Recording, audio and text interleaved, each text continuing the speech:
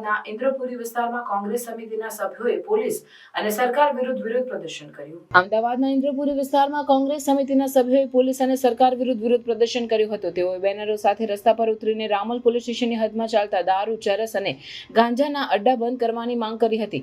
સ્થાનિક નાગરિકોએ આ અડ્ડાઓને બંધ કરવાની તાકીદ કરી હતી, કારણ કે આ પ્રકારની ગેરકાયદેસર પ્રવૃત્તિઓ સમાજમાં નકારાત્મક પ્રભાવ પાડે છે.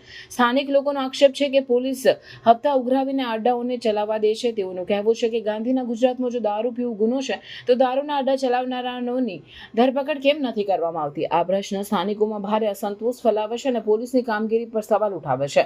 કોંગ્રેસ સમિતિના સભ્યોએ રાજ્યના ગૃહમંત્રી હર્ષ સંઘવીના વિરોધમાં પણ નારેબાજી કરી. તેઓએ સરકારના અડ્ડાઓ બંધ કરવાની અને પોલીસની ભૂમિકા પર તપાસ કરવાની માંગ કરી. આ વિરોધ પ્રદર્શન સ્થાનિક નાગરિકોની સમસ્યાઓને સરકાર સુધી પહોંચાડવાનો પ્રયાસ હતો.